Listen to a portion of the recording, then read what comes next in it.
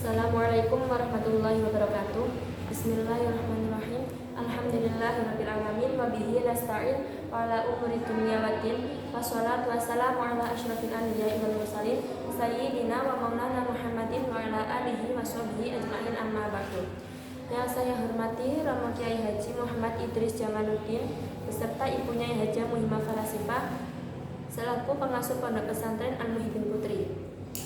Dan yang saya hormati pencetus aksi pasti literasi Ibu Dr. Khairatul Idawati beserta Bapak Dr.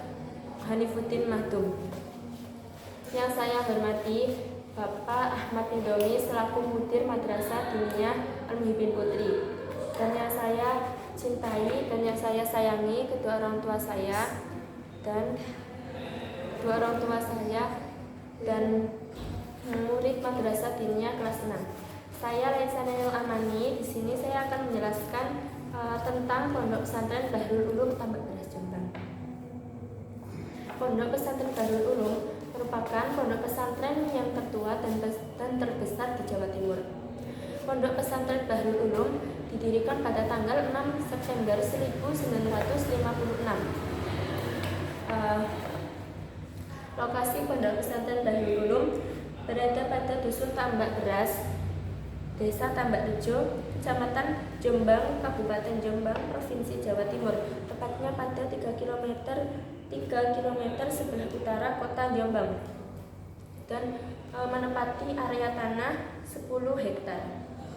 Pondok Pesantren Bahrul Ulum merupakan menempati area yang strategis, yaitu pada titik persimpangan jalur persimpangan di Provinsi Jawa Timur, yaitu pada jalur timur ke barat dan jalur selatan ke utara. Pada periode rintisan yang pertama tahun 1825 ada seorang pendekar alim yang bernama Kiai Abdus Salam atau dikenal sebagai Mbah Soiha. Karena bentakannya yang membuat orang gemetar. Kiai Abdus Salam ini datang di desa tersebut untuk menjalankan misinya, yaitu menyebarkan agama Islam yang dimilikinya. Kiai Abdus Salam juga merupakan keturunan Raja Brawijaya dan merupakan salah satu murid Pangeran Diponegoro. Sebelum datangnya Kiai Abdus Salam, desa ini merupakan hutan belantara. Lalu pada saat Kiai Abdus Salam datang, kurang lebih dari 13 tahun beliau bergelut pada hutan belantara untuk dijadikan sebagai tempat perkampungan. Lalu beliau mendirikan sebuah gubuk yang isinya ada musola dan bilik. Lalu beliau mendirikan sebuah pondok Selawe. Dinamakan Pondok Selawe karena santrinya yang berjumlah 25, dan juga dinamakan Pondok Telu karena ada 3 bidang keilmuan, yaitu bidang syariat, hakikat, dan kanuragan, dan juga bangunannya yang ada 3 ini. Lalu pada perintisan periode kedua, saat Kiai Abdus Salam itu berusia lanjut, pondok pesantren tersebut digantikan oleh Kiai Usman dan Kiai Said. Kiai Usman itu bertanggung jawab pada pondok pesantren Selawe tadi, sedangkan Kiai Said itu membangun pondok di sebelah barat Sungai Gedung, di sebelah barat Sungai Dusun Hedang, dan pondok tersebut dinamakan dengan Pondok Syariat. Lalu pada perkembangan periode kedua, yaitu Kiai Usman dan Kiai Said wafat, pondok pesantren Kiai Usman tidak ada yang melanjutkan karena beliau tidak memiliki putra. Beliau hanya memiliki 2 orang putri. Lalu pondoknya Kiai Said itu dilanjutkan oleh anaknya, yaitu Kiai Hasbunto. Lalu pondok pesantren Kiai Utsman itu diserahkan pada menantunya yang bernama Kiai Asy'ari. Lalu oleh Kiai Asy'ari santrinya itu diboyong ke Desa Keras yang sekarang ini menjadi pondok pesantren Tebu Ireng. Lalu sebagian santrinya juga diboyongkan ke sebelah barat sungai gedung tadi desa Gedang. Lalu sebagian pusat torikotnya dipindah ke dusun Kapas yang diserahkan pada Kiai Abdullah. Lalu Kiai Said juga merupakan kiai yang kaya raya dan dermawan karena beliau memiliki lahan pertanian yang sangat luas dan memiliki gudang beras di mana-mana. Oleh karena itu, dusun tersebut dinamakan dusun tambak beras. Lalu pada periode pengembangan kedua yaitu setelah Kiai Abdul Wahab kembali dari studinya di Mekah, beliau memperbarui sistem pendidikannya yang awalnya sistem halaqah, beliau mengubahnya menjadi sistem madrasah. Lalu beliau menyerahkannya pada Kiai Abdurrahman. Lalu pada tahun 1915 berdirilah Madrasah Mubdilfan. Terus pada tahun 1920 Kiai Hasbullah wafat. Beliau menyerahkan pondoknya madrasah tadi itu kepada Kiai Abdullah Wahab yang dibantu oleh Kiai Abdul Hamid dan Kiai Abdurrahman. Kiai Abdul Hamid itu berkonsentrasi pada pengelolaan madrasah, pada pengelolaan pondok. Sedangkan Kiai Abdurrahman itu berkonsentrasi pada pondoknya, pada madrasahnya.